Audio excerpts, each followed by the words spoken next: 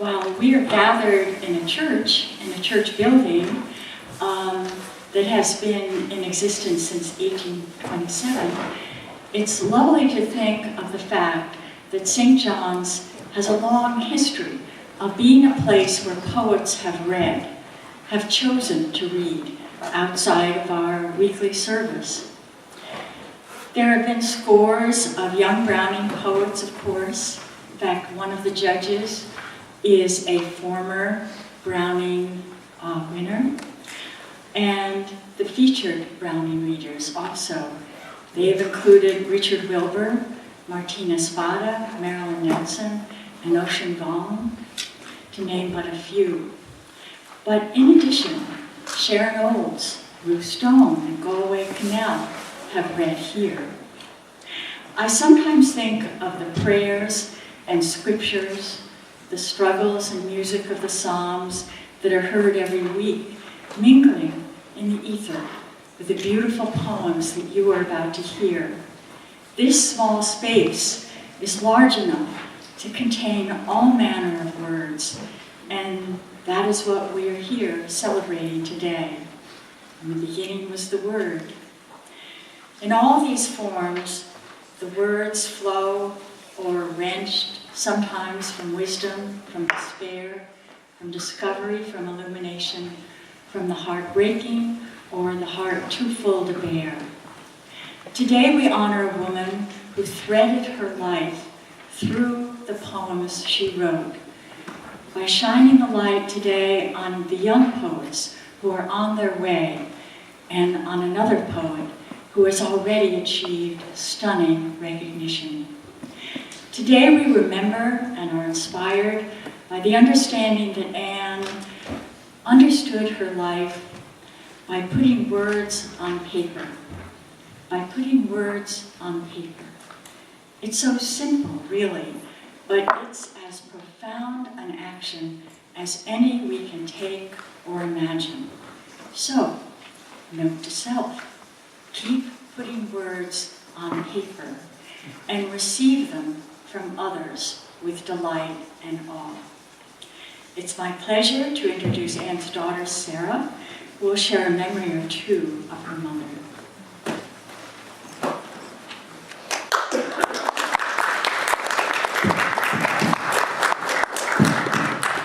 Thank you all so much for being here on this gorgeous day. I understand you have been inundated in rain here in Western Massachusetts, so for you to come on your first beautiful day is quite a testament to this remarkable reading series, which this is now the 9th annual Anne Hug Browning poetry reading.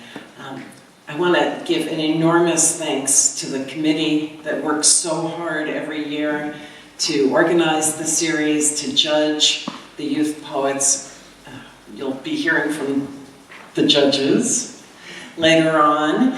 But I want to give a special thank you to Susan Todd, who's just worked incredibly hard for so many years. And Mary Link also this year. So let's give them a big thank you.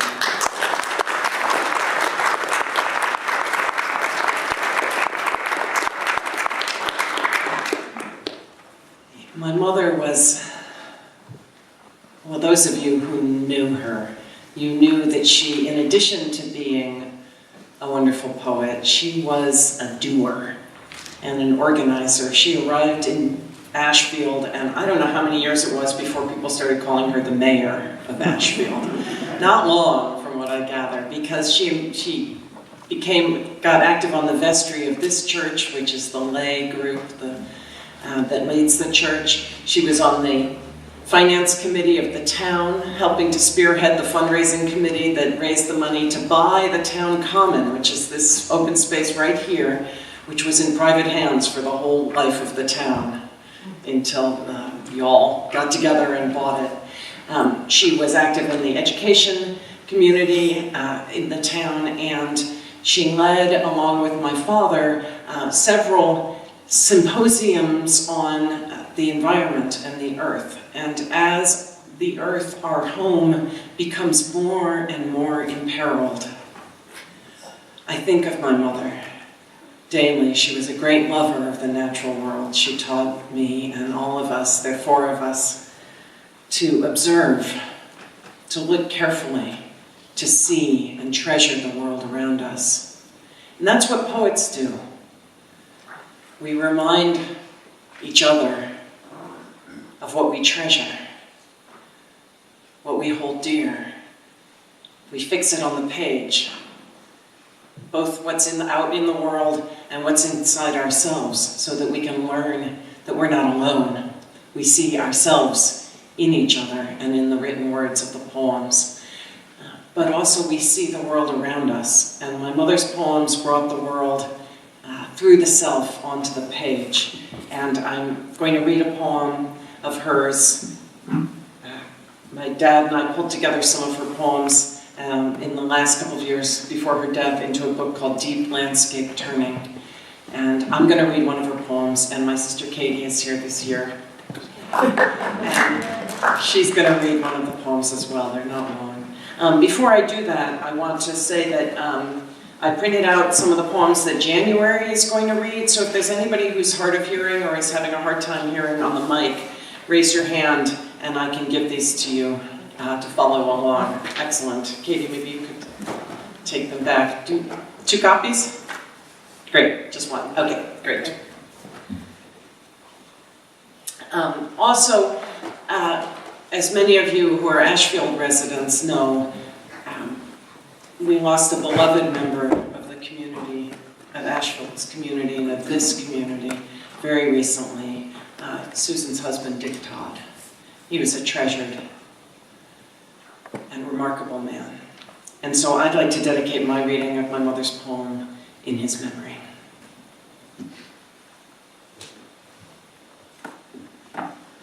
Oh, I forgot to bring up my other glasses. One of the joys of middle age is having multiple pairs of fashion glasses. Sir? No, I'll just do this.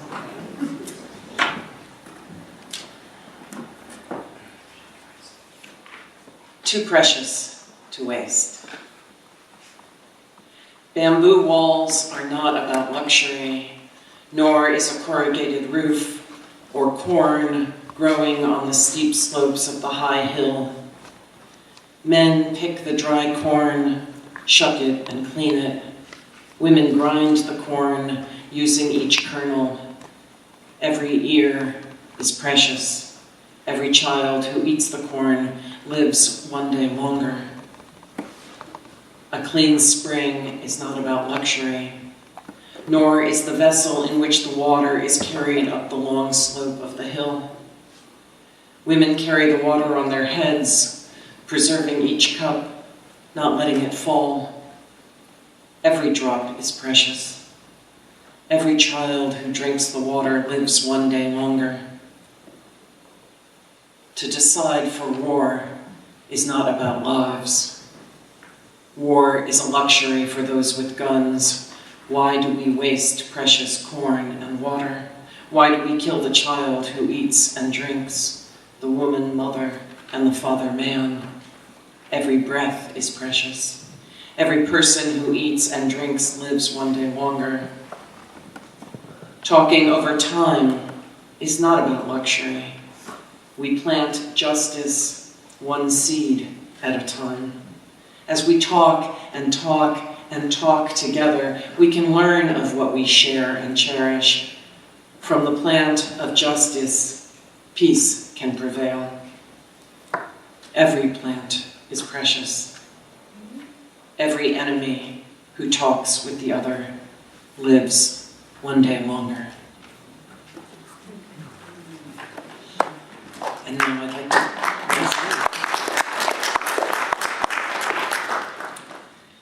I'd like to bring up my sister, Katie Browning.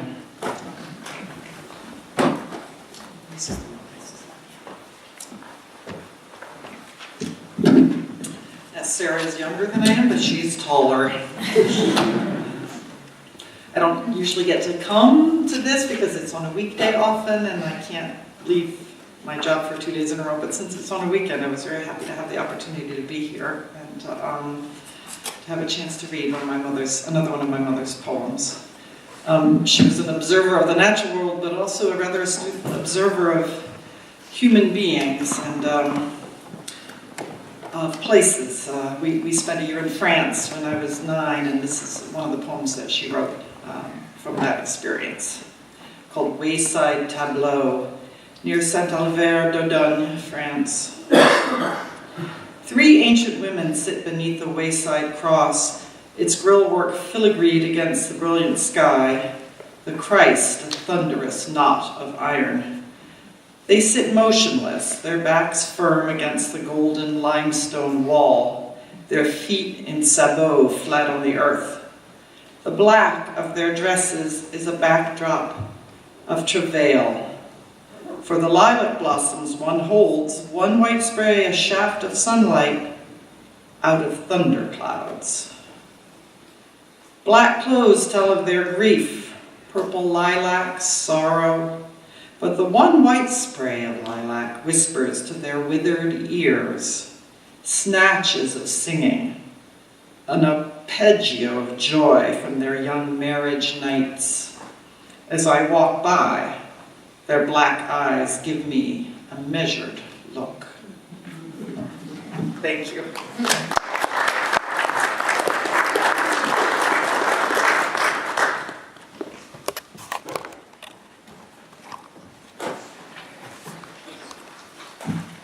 Hello, my name is Marie Gauthier, and I was one of the judges for the Youth Poetry Contest.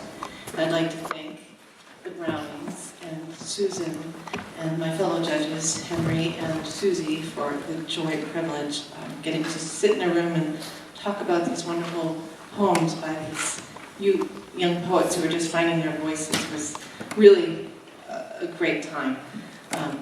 And how it will work is I will call them up one by one and we'll present the awards, and then they will sit in the chairs, and after we've presented all the awards, then I will call them up again and they will read their poems. This is for the age 12 to 14 division. And then Susie will present the awards for the 15 to 18 division. So I would like to call up for honorable mention for Violets Aren't Blue, Riley Shea.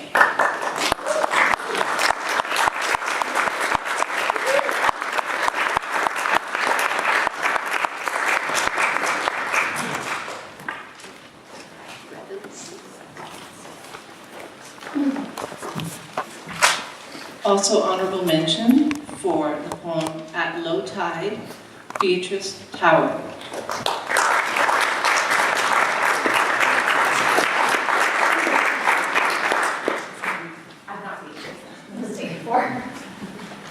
Did you read for her also? Oh, I'm glad we read it. Yeah. You want me to sit up here? Oh my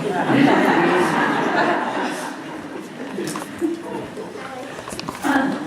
Also honorable mention for Ode to Grass, Paige King.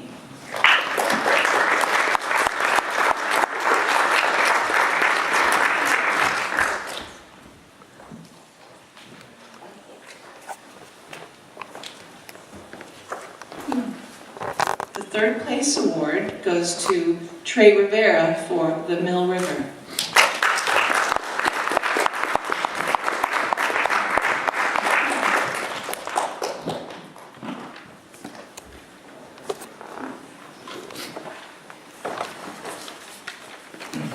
Second place award for the poem The Poet goes to Samantha Salvatore.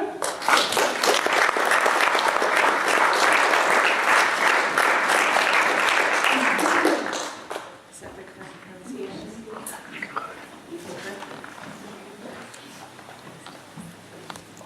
And the first place goes to Anna Ryan for Rain.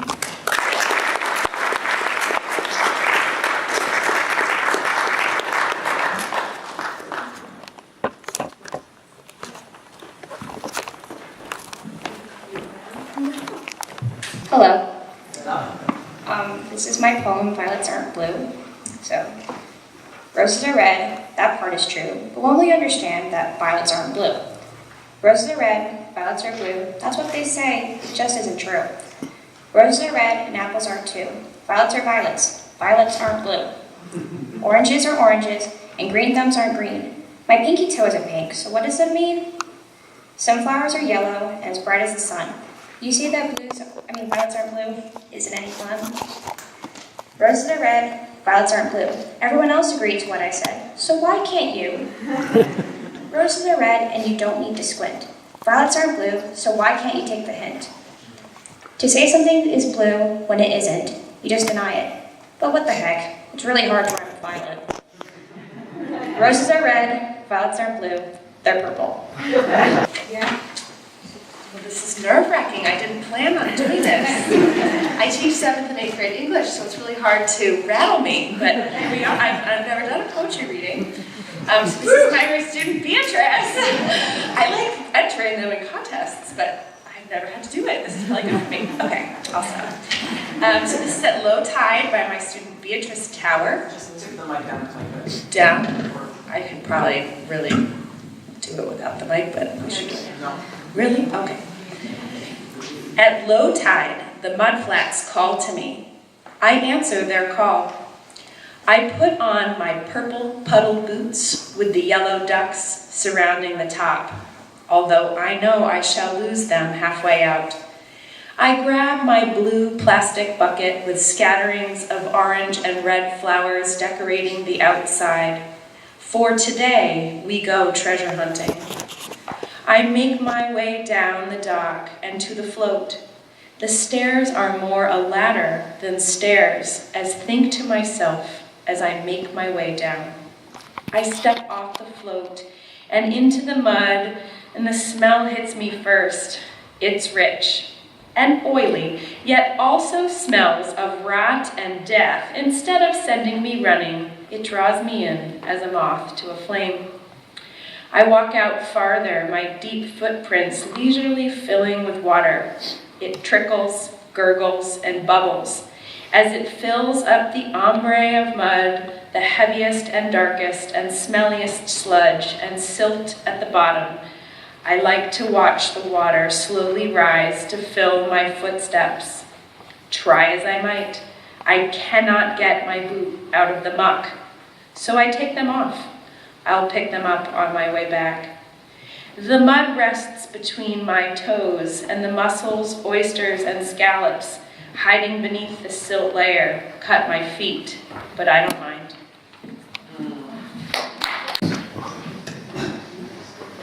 Reading Ode to Grass, Paige King.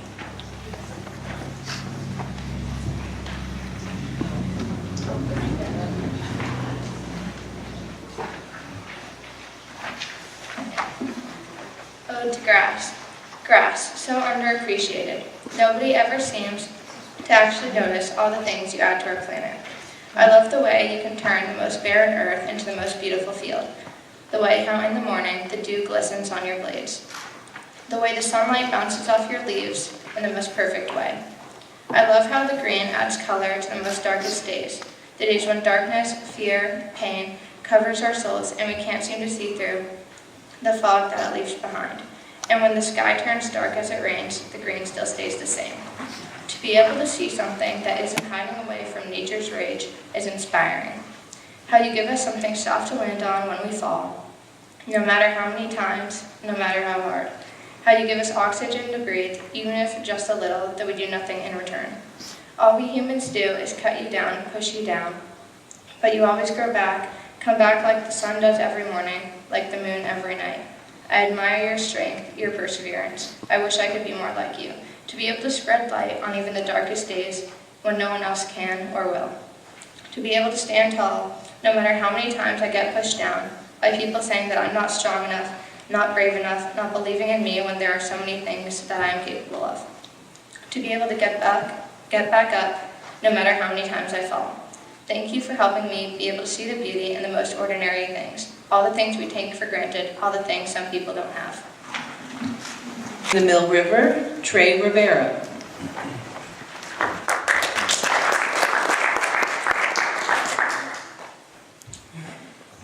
It's awesome to be here. Alright. The Mill River. If the Mill River were to pass through ancient Greece, It would be praised for its winding turns. The god of the Mill River would be representative of unexpected change. Things you thought would go predictably and straight, but would start to curve to the left, then suddenly look to the right. People would build on it, try to block it with a dam, but man cannot prevent unexpected change. The Mill River flood of 1874. The fish in the river do not care if it takes them north or south. They travel along the way the water wishes. If you refuse to worry about your way, and you go the way destiny favors you, you will find peace.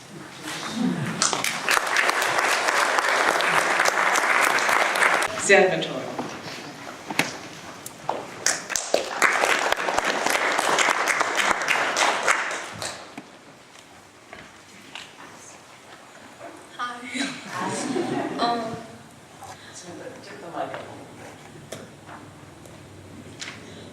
The poet. The paper is the poet's painting. Paintings require a steady hand to glide a brush across the surface. But the poet's paintings are different. His hands are not steady. When the brush moves, his hands wobble. They shake, and so does the thin canvas. He might get mocked by others for his sloppiness. He, too, couldn't find the pride in his work. He thought his paintings were lacking something, so he did the only thing he could do. He painted more and more. He covered canvas after canvas with beautiful colors. Each stroke told a silent story. He painted so much that the brushes would become frayed at the ends, but he noticed that his paintings changed. Still, the poet's hands were not steady. The easel would shake often, but the paintings were loved, not by others, but by him. Then, and only then, the paintings were beautiful. Rain, Anna Ryan.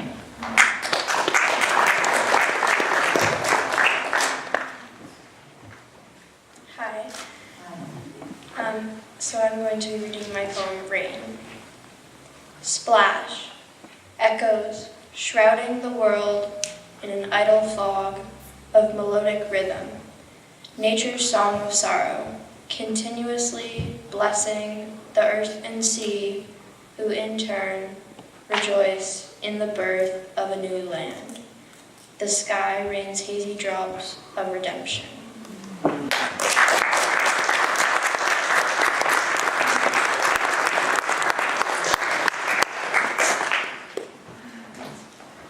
Thank you again to these wonderful young poets. Here's a poem I've never read before. Can you hear me all right?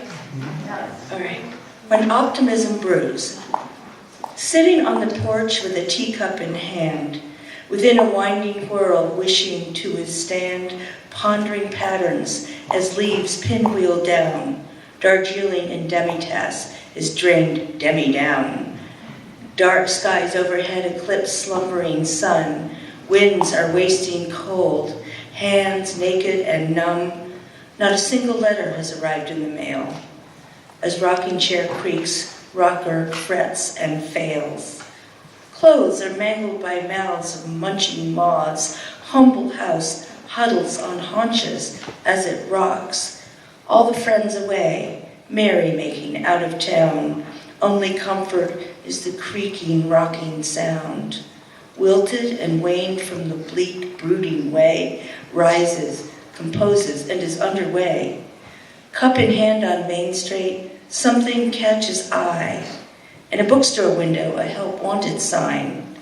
Slowly slipping in the old, curious smart, arresting to a stop, hint of hope hits heart.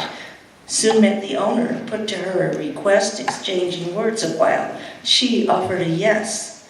Things are looking up. Starting at the shop, still tow the teacup down to dwindling drops. 99% empty, and so 1% full. Less than half empty is more. And optimism rules. So, third place, this is Katie Tobit's reading The Sky Was Glass.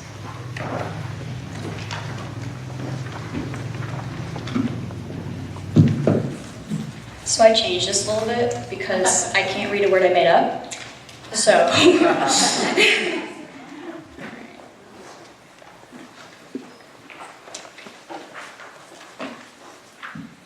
We should all let go and speak in cacophony, mumble words upon words upon words that are supposed to say, come, I speak, you do the same thing.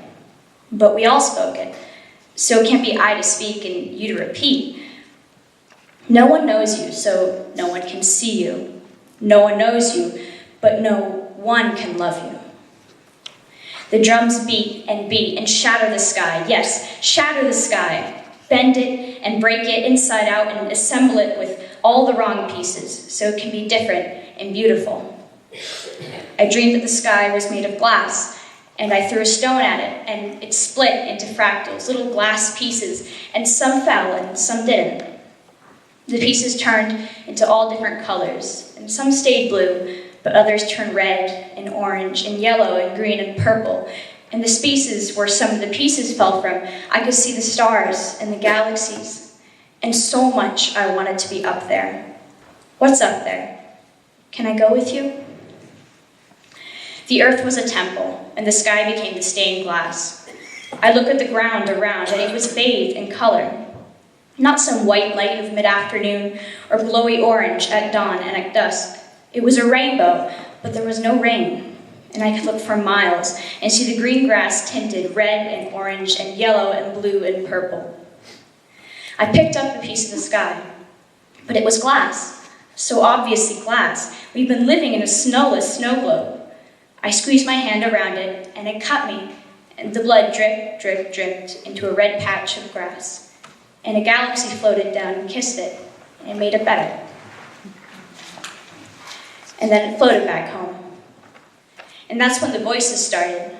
The people came over the hills and shouted at the sky, at the ground, grabbing the glass and slicing their hands, rolling in the red and blue and purple and yellow and orange, all speaking at the same time, all speaking to me. What have I done? What did I do? I can't speak. Come, I speak. You do the same thing. So I repeated, and the sky was beautiful. Anthem for the wicked ones.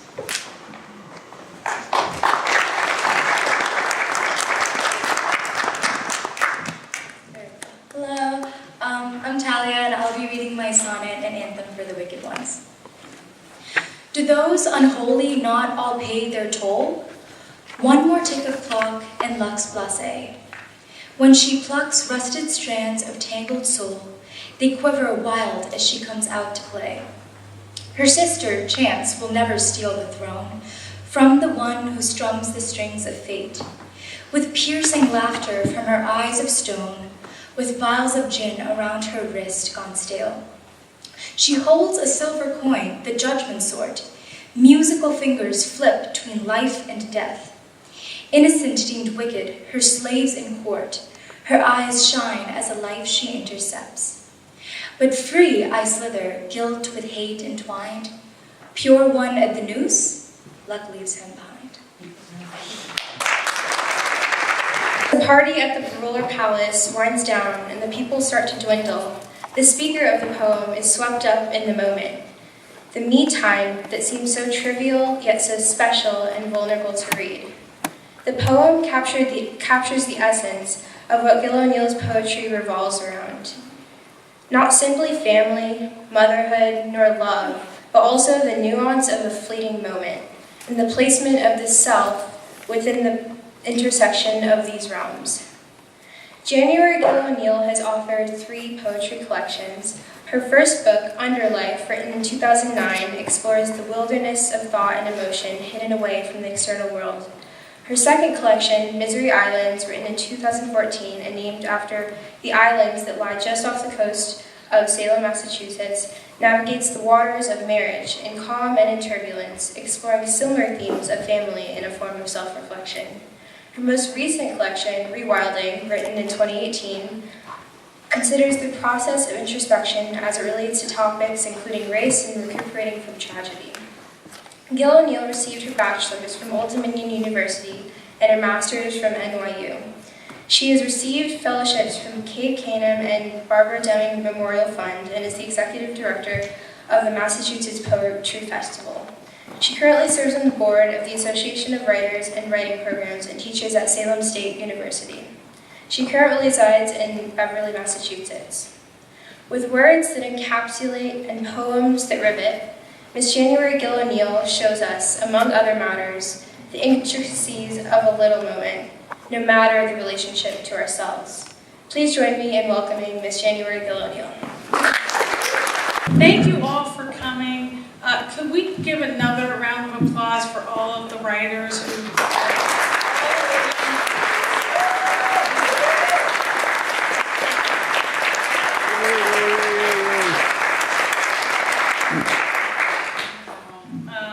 Thank you so much to the Browning family, and in particular Sarah, who I have known for a few years. She is one of the hardest working poets I know, in front of the microphone, behind the microphone, in the background, making things happen for the larger poetry community. So thank you very much, and thank you again for having me here. It's such a pleasure. So I have a few poems to read. I'm going to jump around a little bit between two of my collections. So as somebody who's gone through a divorce, it was nice to have poetry there to read and to lift me up and to help me work through things. But I really do see poetry as a light and a way of communication and a way of bringing us all together, especially during these days when it seems like, the language, the meaning gets lost. So I'm going to read this first poem. The night before, I figured that the marriage wasn't going to work. I sat down at a Starbucks with one of my best friends, and I didn't know what to do. I was sort of in a strange place. And she did the only thing a friend can do. She just said, it'll be fine. Whatever happens, we'll be fine. So this is for my friend Colleen. In the company of women. Make me laugh over coffee. Make it a double. Make it frothy so it seethes in our delight. Make my cup overflow with your small happiness. I want to hoot and snort and cackle and chuckle. Let your laughter fill me like a bell. Let me listen to your ringing and singing as Billie Holiday croons above our heads. Sorry, the blues are nowhere to be found. Not tonight, not here. No makeup, no tears. Only contours, only curves. Each sip takes back 1 pound. Each dry roasted swirl takes our soul. Can I have a refill? Just one more? Let the bitterness sink to the bottom of our lives. Let us take this joy to go.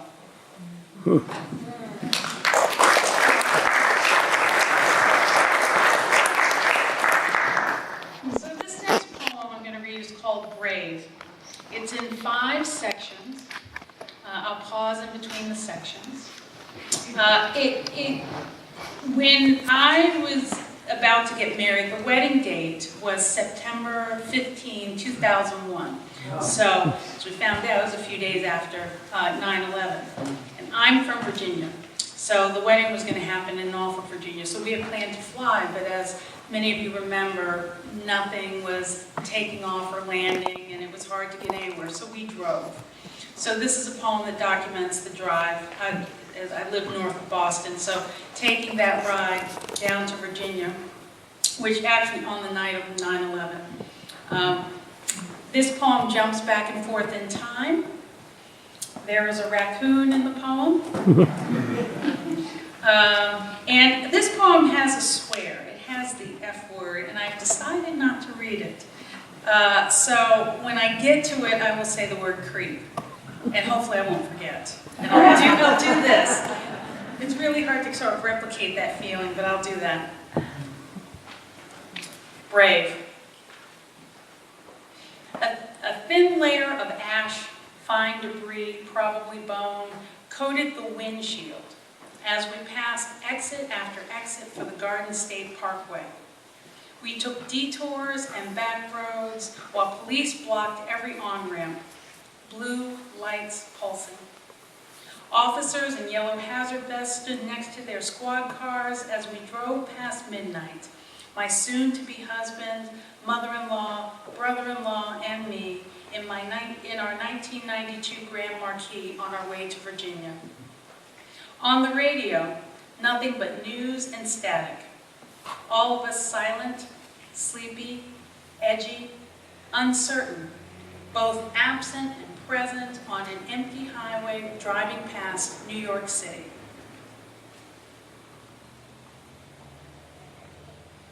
I would never tell my daughter that some nights I lie awake listening for the raccoon I know is in the attic, but pretend isn't there. The scratching, the heavy scampering, she hears it too. If he were here, Daddy would check things out. If he were here, Mommy would not feel so lonely. We pretend to be brave, bang on the walls, play loud music to scare it away, pray it does not have kids. Marriages fail. There is no one else to go up there and get the little creep.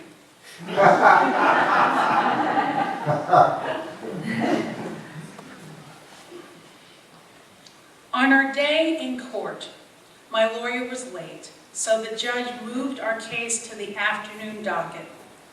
We sat for hours, you on the left side, me on the right, listening to failure after failure, the quick dissolve of marriages into oblivion. I remember thinking, Hallmark doesn't make a card for this. The moment when the judge calls your name and uses words such as irreconcilable, broken, and final. And a swell. No, a surge of tears breaks as the judge uncouples us. You cried too. Neither of us looked at the other or spoke.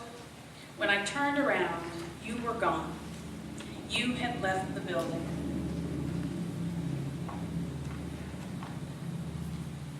Before we arrived at the hotel, we took engagement photos in our wrinkled clothes. And before that, we watched the sunrise as we crossed the Chesapeake Bay Bridge Tunnel. And before that, we listened to Howard Stern around 5 a.m., broadcast live, trying to find the right words, any words. And before that, you took the wheel from your brother so he could get some sleep. And before that, silence. And before that, you held my hand as we rode in the back seat. And before that, we were not allowed on the Garden State Parkway. And before that, we stopped for gas, sandwiches, checked the check engine light somewhere in Connecticut. And before that, there was a toll on the Tobin Bridge.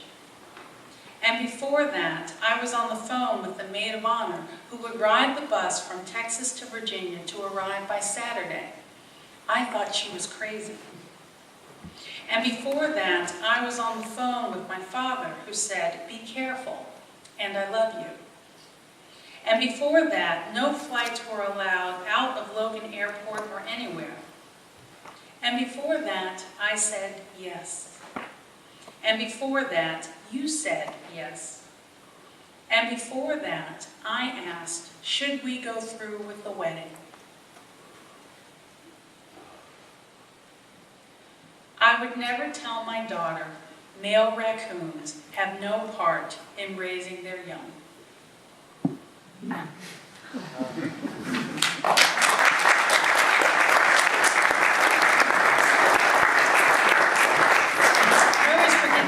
Something that last stanza only has 3 lines. Okay, so enough of that. All right. So since the night at the Roller Palace was mentioned in that beautiful introduction, I'll read that one next. The Roller Palace is a roller skating rink back in Beverly that closed like within the past 6 months, and it was the one place I really could take the kids and feel like, you know, close to dancing, because when you're a single mom, you don't get a lot of opportunities to go out. So I'm very sad it's closed. Night at the Roller Palace. After the birthday crowds thin out, after the hokey pokey and chicken dance, after the parents have towed their shaky kids like cabooses ready to decouple, and the pint-sized skaters have circled the rink like a gang of meerkats spun into a 10-car pileup, you turn sideways and angle by as another one bites the dust, thumps overhead. You give a finger point to the DJ stand because in your mind, we are all soldiers in the march against time, grooving to the retro beat, while the disco ball shines overhead, cut crystal against rainbow walls. You glide like Mercury or Apollo Ono, without wings or skin suit, in lowrider jeans that hug your body like you hug curves. Past them all on the smoothed-out parquet floor, worn down by time and rhythm. The trick is to make it look effortless. Remind them that your quickness is a kind of love. You are the spark between wood and wheel. And when your cranky kids hang out by the walls ready to go, holding those 8 wheels by their brown leather tongues, you give them a wave and keep circling. Just one more song, you say. This is your me time. It's all skate. You got your whole self in. That's what it's all about.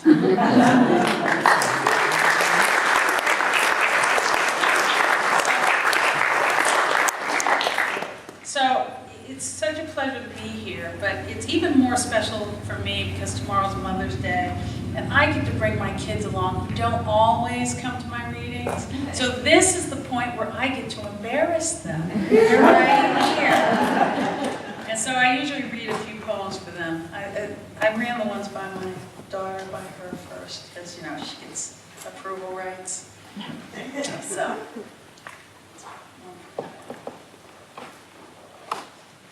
So feel free to stare at her while I read. Hugging the cello. This morning I watched my daughter unpack her new cello out of its black vinyl bag, cherry wood, lacquered, a rough sheen gleaming from its wide bout. I have seen this face before, stern, determined, all business as she wraps her small fingers around its neck, the scroll resting on her shoulders, the outline of a body on a body, where the navel, from the navel to where the bridge begins, its ribs sloped against her ribs, the middle curve, a snug fit between her knees, while she draws back the horsehair bow, pulling the strings into a sound deep as a groan, almost voice, fingers moving without form or technique, the truth of her body leaning into the music. Already, she knows how to shape a sort of song, which comes as easy to her as breathing. And one more for her.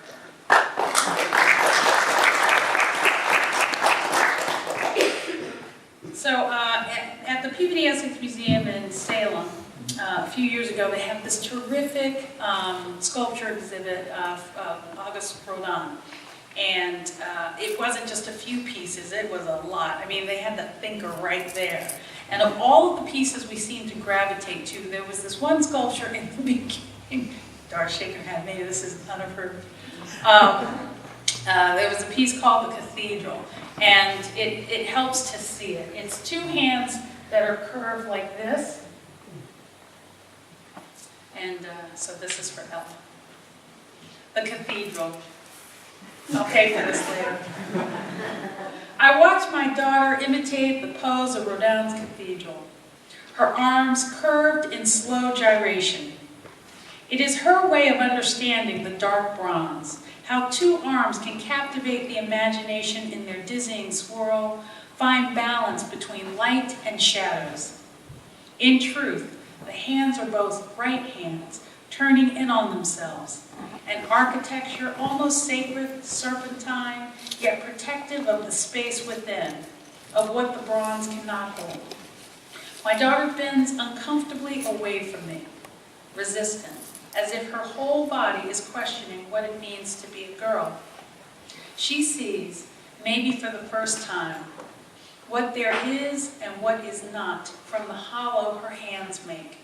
All the empty angles that never touch, the almost grasp of the intimate.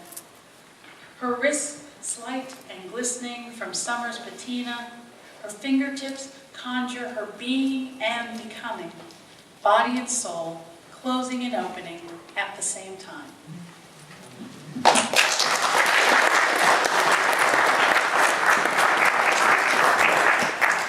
now we get to shift to my son, Alex.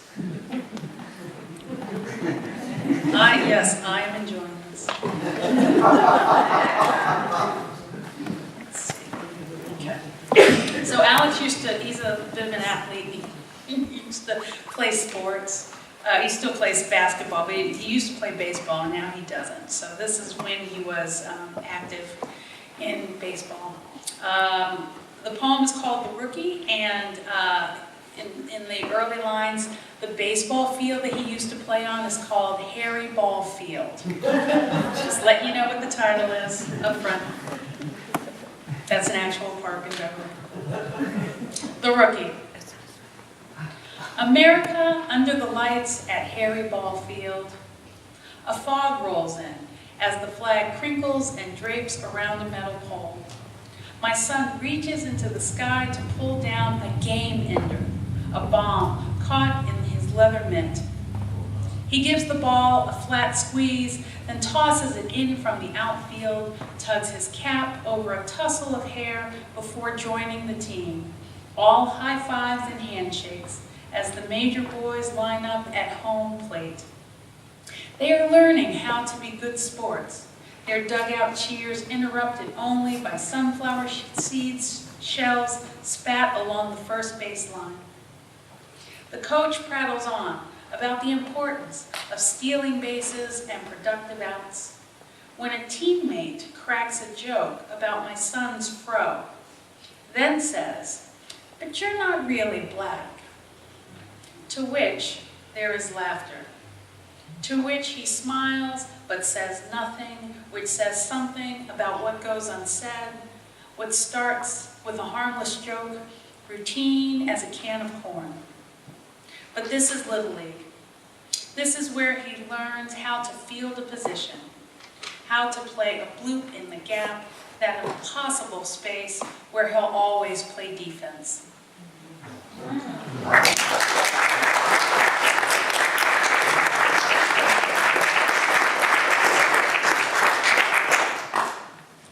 Hoodie. A gray hoodie will not protect my son from rain, from the New England cold. I see the partial eclipse of his face as his head sinks into the half-dark and shades his eyes. Even in our quiet suburb with its unlocked doors, I fear for his safety. The darkest child on our street in the empire of blocks.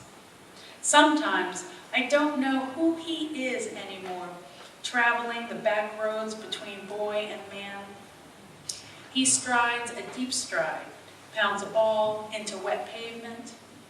Will he take his shot, or is he waiting for the open-mouthed orange rim to take a chance on him? I sing his name to the night, ask for safe passage from this borrowed body to the next, and wonder who could mistake him for anything but good.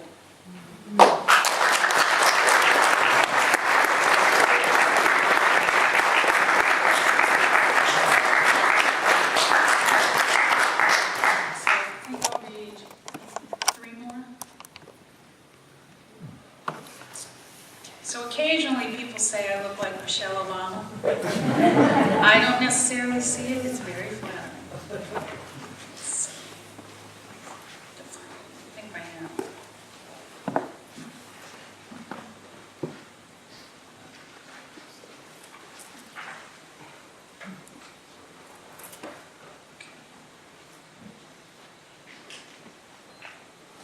On being told I look like Flotus, New Year's Eve party 2014.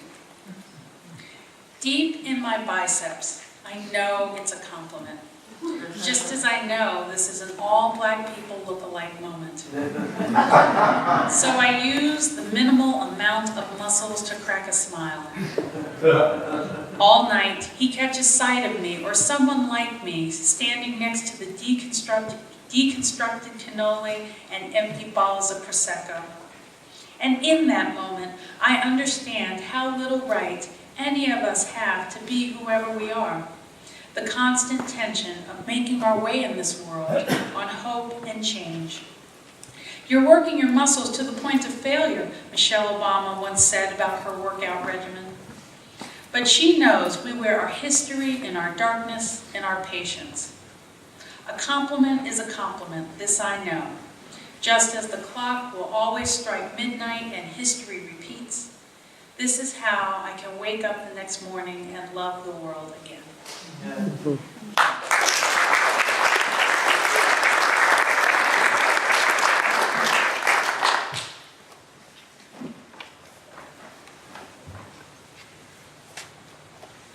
How to love. After stepping into the world again, there is that question of how to love. How to bundle yourself against the frosted morning, the crunch of icy grass underfoot, the scrape of cold wipers along the windshield, and convert time into distance. What song to sing down an empty road as you begin your morning commute? And is there enough in you to see, really see, the 3 wild turkeys crossing the street with their featherless heads and stilt-like legs in search of a morning meal? Nothing to do but hunker down, wait for them to safely cross. As they amble away, you wonder if they want to be startled back into this world. Maybe you do too, waiting for all this to give way to love itself, to look into the eyes of another and feel something. The pleasure of a new lover in the unbroken night, your wings folded around him on the other side of this ragged January, as if a long sleep has ended.